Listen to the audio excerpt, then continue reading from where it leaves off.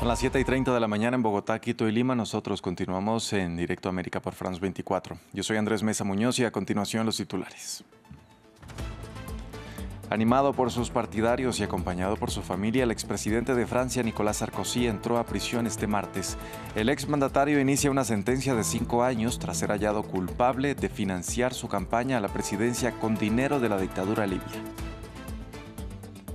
Es la primera mujer en ocupar el cargo. La conservadora de línea dura Sanae Takaichi fue elegida por el Parlamento como la primera ministra de Japón y da así un giro brusco más a la derecha.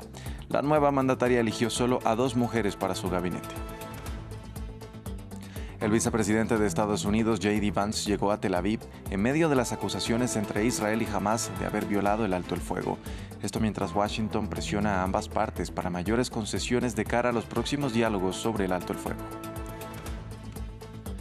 Y en directo a París hablamos con nuestra periodista Natalia Ruiz Giraldo sobre la noticia del día en Francia, el ingreso a prisión del expresidente Nicolás Sarkozy. ¿Cuáles eran las condiciones de su detención y hay opciones de apelación? Lo hablamos más adelante. Empezamos.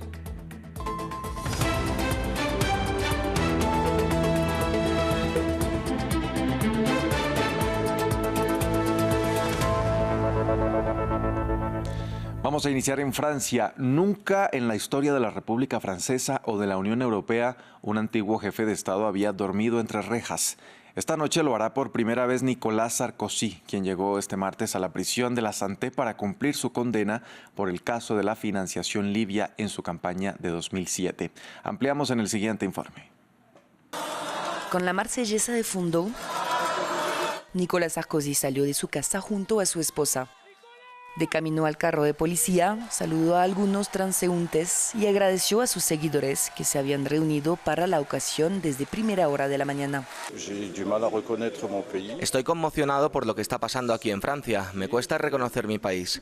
No soy político, así que no sé lo que está pasando a nivel político, pero siento que se están desquitando con alguien que se merece mucho más que esto. Estoy aquí porque hay ira, injusticia. Un expresidente no lo entendemos. En primer lugar, no está sujeto a la justicia como los demás. Es alguien que conoce secretos de Estado. Es alguien que siempre ha hecho su trabajo, se ha mantenido firme. No lo entendemos. Un último abrazo con sus seres queridos antes de dirigirse a la prisión. Segundos antes de partir, Sarkozy publicó este mensaje en las redes sociales. No es un expresidente de la República a quien se encarcela esta mañana, es aún inocente. Siento un profundo dolor por Francia, que se ve humillada por la expresión de una venganza que ha llevado el odio a un nivel sin precedentes. El exmandatario se encuentra ahora en prisión, pero sus abogados han presentado inmediatamente una solicitud de libertad. La justicia francesa tiene 2 meses para pronunciarse. Pasamos ahora a Japón, que tiene una nueva primera ministra. Se trata de Sanae Takaichi, la primera mujer en ocupar este cargo y quien fue escogida en el Parlamento por una estrecha mayoría. Conservadora de línea dura y admiradora de la británica Margaret Thatcher, se espera que la política del país en materia de inmigración y de defensa den con ella un giro brusco hacia la derecha. Los detalles los tiene desde Tokio nuestra corresponsal Luza Medina. Sanae Takaichi y su historia este martes al convertirse en la primera mujer en liderar Japón. La presidenta del Partido Liberal Democrático fue elegida primera ministra por el Parlamento, rompiendo un techo de cristal que permanecía intacto desde la creación del cargo en 1885. Takaichi obtuvo una amplia ventaja en la Cámara Baja gracias a la coalición sellada el lunes con el Partido de la Innovación de Japón, conocido como Ichin no Kai.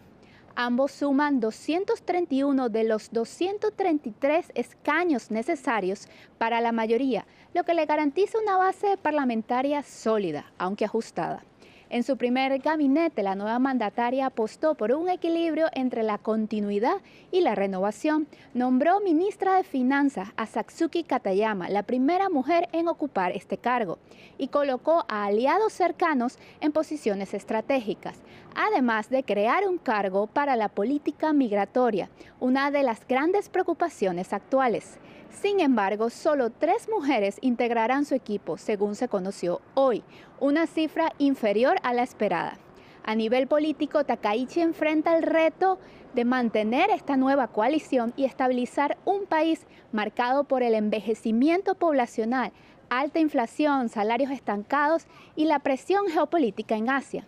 Con su llegada al poder, Japón abre una nueva etapa en la que por primera vez una mujer dirige el gobierno en una sociedad donde la igualdad de género sigue siendo una tarea pendiente. En Gaza, el alto al fuego sigue vigente, pero la ONU denuncia una entrada escasa de la ayuda humanitaria mientras las partes se acercan a Tel Aviv para supervisar la hoja de ruta trazada por Donald Trump. El vicepresidente estadounidense J.D. Vance se encuentra en Tel Aviv, donde se reunirá durante los 2 días de su visita con el primer ministro Benjamin Netanyahu. Los enviados Steve Witkoff y Jared Kushner tuvieron un encuentro con los rehenes liberados. Más detalles en el siguiente informe.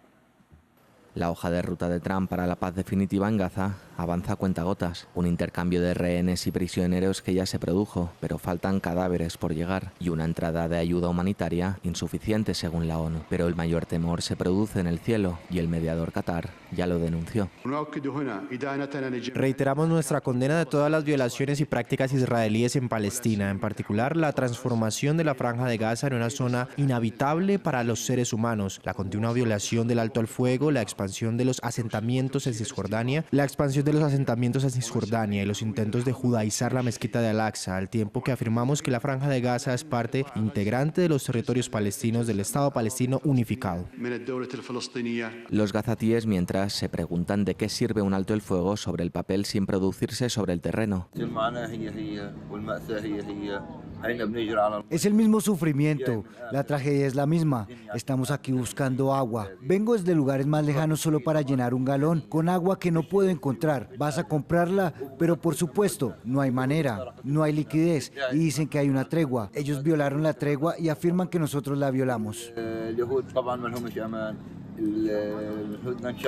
El vicepresidente estadounidense J.D. Vance aterrizó en Israel precisamente para supervisar una hoja de ruta que corre peligro. 2 días en los que se reúne con Netanyahu y compartirá sala con Steve Witkoff y Jared Kushner, quienes también se encuentran en el país y se reunieron este martes con rehenes liberados. Egipto también mandó al jefe de servicios de inteligencia, según medios egipcios. Unas visitas que se producen cuando el Ministerio de Sanidad gazatí reporta más muertes en el enclave. En Rusia, el ministro de Asuntos Exteriores, Sergei Lavrov, se refirió a la eventual reunión entre el presidente Vladimir Putin y el mandatario estadounidense Donald Trump, pero dijo que no había claridad en cuanto a las fechas de dicho encuentro, que según el jefe de la Casa Blanca, se celebraría en Budapest dentro de las siguientes semanas. Lavrov ya discutió con su homólogo estadounidense Marco Rubio por teléfono este lunes con el objetivo de organizar la cumbre. Quiero confirmarlo oficialmente. Rusia no ha cambiado su postura con respecto a los conceptos alcanzados durante las largas conversaciones entre Putin y Trump en Alaska. Estos conceptos se basan en el entendimiento alcanzado allí mismo. El presidente Trump expresó con gran claridad cuando dijo que necesitamos una paz duradera y sostenible. No un alto el fuego inmediato que no conducirá a nada. Nos mantenemos completamente fieles a esta fórmula. Y lo confirmé ayer hablando con Marco Rubio. A 21 años de cárcel fue condenado el hombre que disparó en mayo del año pasado contra el primer ministro de Eslovaquia, Robert Fico, y lo dejó herido.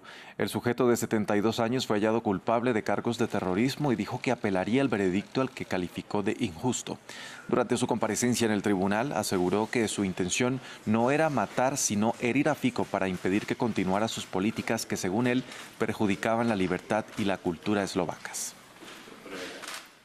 La capital peruana vive momentos de alta tensión tras una ola de protestas contra el crimen organizado y el gobierno lideradas por la Generación Z. Las manifestaciones marcadas por la violencia han dejado un muerto y más de un centenar de heridos, mientras el nuevo gobierno evalúa declarar el estado de emergencia. Ampliamos sobre la participación de los jóvenes en la protesta social en Perú en el informe de Samuel Salgado Castro. Los jóvenes lideran el descontento en Perú. Portando la bandera del manga One Piece, símbolo de rebeldía, la Generación Z tomó las calles en una movilización sin precedentes. ¡Que se vayan todos!, gritan.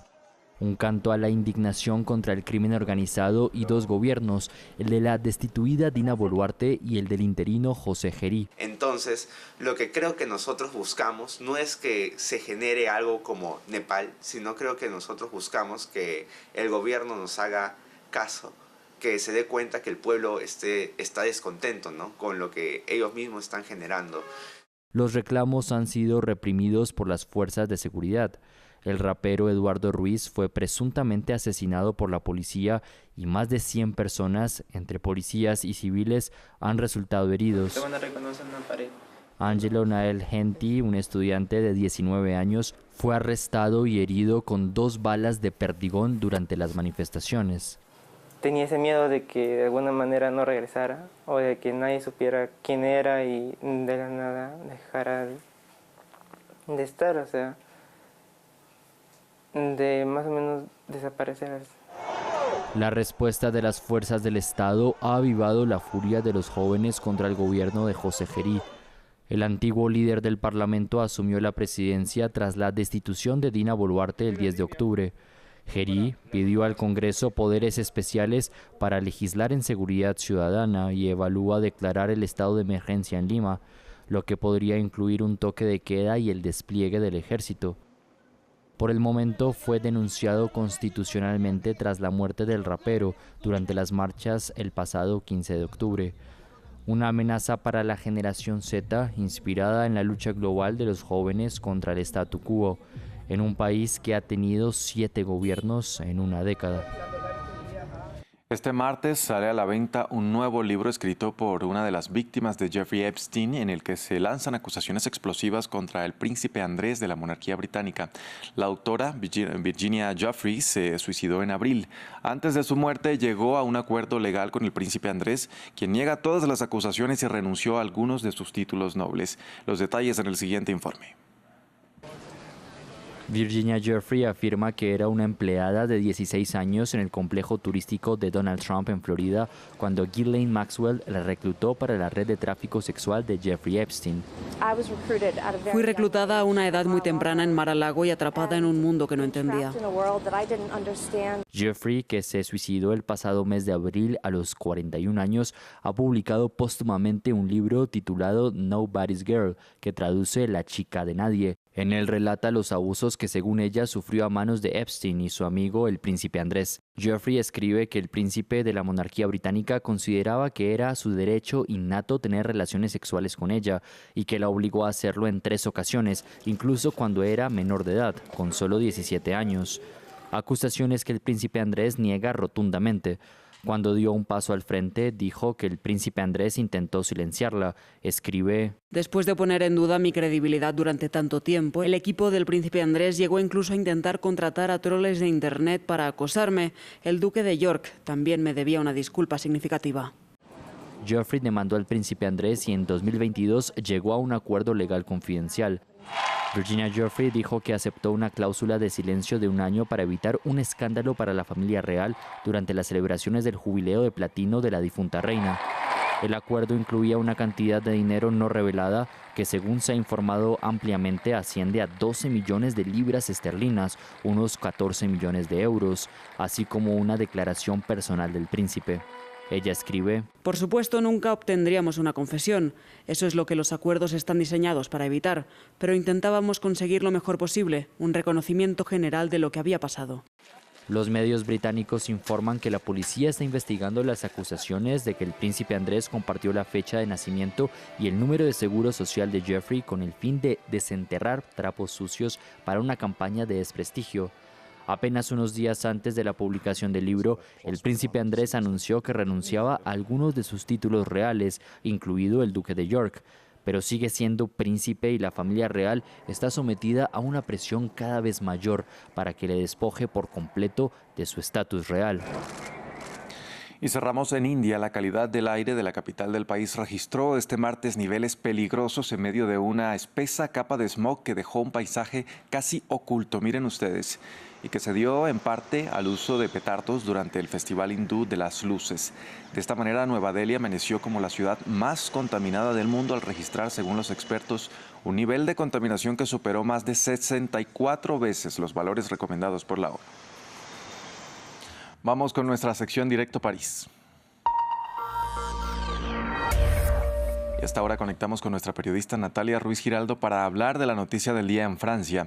Este martes ingresó a prisión el expresidente Nicolás Sarkozy para cumplir una condena de 5 años de prisión tras ser hallado culpable de financiar su campaña a la presidencia con dinero de la dictadura libia. Natalia, muy buenas tardes para usted. Usted se encuentra allí frente a la prisión de la Santé donde cumple condena Sarkozy. ¿Cuáles serán las condiciones de detención para el expresidente y hay alguna posibilidad de que recobre la libertad? Muy buenas tardes, así es, pues el exmandatario francés ingresó a esta prisión sobre las 9:30 de la mañana, hora local, acompañado por sus 2 abogados. Allí luego pues hubo toda la parte de, digamos, administrativa, donde se le generó ya un número de detenido y un carnet, y con este carnet es que finalmente él va a poder deambular en esta cárcel. Aquí en esta cárcel pues estará en una celda de unos 11 metros cuadrados, donde tiene una pequeña cama, hay una televisión, también tiene un sanitario y una ducha. En la semana él tendrá derecho a 3 visitas por semana de sus familiares o, por ejemplo, de sus amigos, visitas que pueden durar máximo 1 hora. También sus abogados podrán venirlo a ver una vez por día, eso no cuenta dentro de las visitas de sus familiares. En medio de todo esto, él estará bajo una vigilancia importante, estará, digamos, en un pabellón de aislamiento, sobre todo para que él esté bajo total seguridad. Habrá 3 guardas penitenciarios que estarán siempre cuidándolo, y él podrá pues desplazarse en esta prisión, por ejemplo, para salir a caminar 2 veces por día en un patio completamente protegido. También podrá acceder a la comida de la cárcel, y en caso de que esta no sea, digamos, de su gusto, podrá pedir a través de un catálogo algunas cosas de comer. Nicolás Sarkozy, que entró a esta cárcel con algunos elementos personales, 2 libros, él lo explicó antes de ingresar. Una de ellas es la novela de Alejandro Dumas, El Conde de Montecristo. Otra es una biografía de Jesús, también con algunas mudas de ropa, aunque no de color azul oscuro, porque ese azul oscuro es el color del uniforme de los guardas penitenciarios. En todo caso, como ven, esta va a ser ahora pues la vida del expresidente de Francia, Nicolás Sarkozy, por al menos las próximas 4 semanas. Usted me preguntaba si él tendrá chance o no de salir en libertad. Una vez que él entró aquí, sus abogados dijeron ante la prensa, prácticamente con lágrimas en los ojos, que ya habían hecho toda una petición para que su cliente sea puesto en libertad, y pues será el Tribunal de Apelación el que diga si da paso a esto o no, pero puede tomarse eso al menos unos 2 meses. En promedio se tarda 1 mes en tener esta decisión, así que por lo menos por las próximas 4 semanas el expresidente de Francia estará aquí en esta cárcel en el sur de París. Natalia, ahora las opiniones son distintas en Francia respecto a este caso. ¿Cómo es recibido el hecho de que un ex jefe de Estado esté tras las rejas? Así es, pues hay que entender que la función presidencial aquí en Francia es algo prácticamente sagrado, y todo esto pues ha dejado una mancha muy grande sobre lo que es la presidencia francesa. Para algunos, el lugar de un expresidente de Francia, a pesar de haber sido hallado culpable de todos estos hechos, no está aquí en una prisión. Vimos esta mañana esos cientos de personas que llegaron allí muy cerca de la residencia del expresidente francés, simplemente para mostrarle su apoyo, algo que había sido convocado por uno de sus hijos. Pero también esto ha llevado a que mucha gente no sepa muy bien cómo recibir esta noticia, y que también haya algunas, por ejemplo, acciones de, por ejemplo, el mismo presidente Emmanuel Macron, que mucha gente no entiende, porque él recibió a Nicolás Sarkozy el pasado viernes en el Elíseo. El presidente se defendió el día de hoy diciendo: lo hago simplemente por humanidad, porque se trata de uno de mis predecesores. También están las críticas hacia el ministro de Justicia, Gérald Darmanin, quien dijo que vendrá a visitar a Nicolás Sarkozy, más que todo porque es su amigo, y teniendo no tanto en cuenta, él diciendo que él, pues como ministro que es de justicia, puede entrar a la cárcel, a cualquiera de las cárceles como él quiera. Por supuesto, todo esto ha pues llevado a una serie de críticas por parte de los magistrados del país, que consideran que aquí pues hay en realidad una dualidad de todo lo que está sucediendo. En todo caso, pues esto es lo que ha venido sucediendo con todo este caso de Nicolás Sarkozy, que, como les decía, se espera así que esté aquí por las próximas 4 semanas. El día de hoy se está esperando ya a que uno de sus abogados le realice ya una primera visita. Natalia, muchas gracias por este reporte desde París. Pasamos ahora a nuestro reportaje del día. El gobierno italiano aprobó la construcción de un puente colgante entre Sicilia y la península italiana. Tendría una longitud de 3.300 metros sobre el agua y una altura de 400 metros. Ha sido diseñado para permitir el paso de casi 140.000 vehículos al día, presentado por Roma como un activo estratégico para la defensa de la OTAN. Sin embargo, la iniciativa ha recibido muchas críticas. Quienes se oponen al plan lo consideran un costoso espejismo que probablemente fracasará. Nuestro corresponsal en Italia nos da más detalles. Para Rosa, esta costa no es solo un paisaje. Vive en Messina, a pocos metros del mar que separa Sicilia de Calabria. Mire, ese es el estrecho de Messina. Realmente me siento ciudadana del estrecho. Es increíble ver Calabria justo enfrente, con el mar que nos une. Pero este paisaje podría cambiar pronto, porque aquí es donde el gobierno italiano planea construir uno de los proyectos de infraestructura más ambiciosos de Europa, el puente de Messina, que conectaría la isla de Sicilia con el continente. Me cuesta imaginar un monstruo de acero y concreto construido aquí, que se alce sobre nuestras cabezas. Justo ya habría un pilar de 400 metros. La casa de Rosa está dentro de la futura zona de construcción y por lo tanto desaparecería. Sería demolida para dar paso al puente. Vivo con miedo.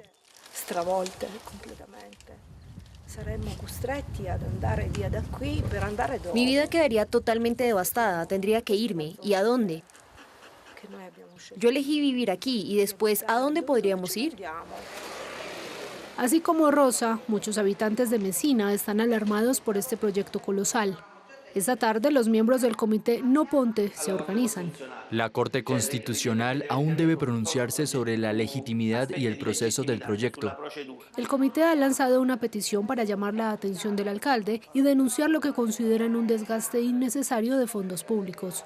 El costo estimado del puente supera los 13.000 millones de euros. Nuestra región debería mejorar por otros medios y hasta ahora no se ha hecho nada porque los fondos se han invertido en otra parte. Este puente sobre el estrecho de Messina es un pozo sin fondo que absorberá todos los recursos que deberían usarse en otros lugares. Los ambientalistas también están preocupados. El estrecho es una ruta migratoria para más de 300 especies de aves. Ana Giordano es ornitóloga y lleva más de 30 años estudiando la zona. Muchas especies llegan desde el sur del Sahara. Siguen una línea diagonal pasando por allí, hacia tierra firme, hacia el continente, volando sobre el estrecho desde Messina. La Unión Europea ha designado el estrecho de Messina como zona de protección especial para garantizar la conservación de las aves silvestres. El proyecto sería catastrófico para millones y millones de aves, año tras año, desde todas las especies, desde las más raras hasta las más comunes, lo que provocaría un declive irreversible en sus poblaciones. A pesar de las críticas, el alcalde de Messina apoya la iniciativa. Ve en ella una oportunidad para hacer Sicilia más accesible y dinamizar la economía de una de las regiones más pobres de Italia. Se estima que la construcción generaría más de 100.000 empleos. Este puente debería acelerar el desarrollo, con infraestructura para el Mezzogiorno que podrían desarrollar y mejorar las conexiones de transporte en toda Sicilia, e inversiones para mi ciudad, por ejemplo, la construcción de un metro. Más allá de las consideraciones económicas, los desafíos técnicos son enormes. El estrecho está expuesto a fuertes vientos y se encuentra en una de las zonas sísmicas más activas del continente. Aquí podemos ver las fallas tectónicas en la superficie que se consideran activas en la zona del estrecho. Las que están en rojo corresponden a las áreas estructurales propuestas para el puente, por ejemplo esta, que está justo debajo de uno de los dos pilares.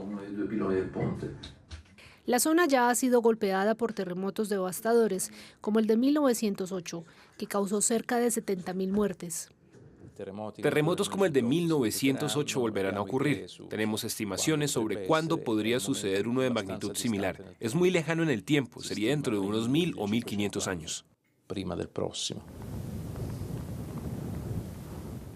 Por ahora, el proyecto sigue esperando las autorizaciones administrativas finales.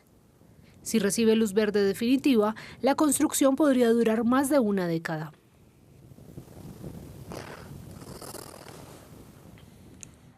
Hasta aquí este bloque informativo de Directo América por France 24. Hacemos una breve pausa y ya regresamos con más. Quédense con nosotros.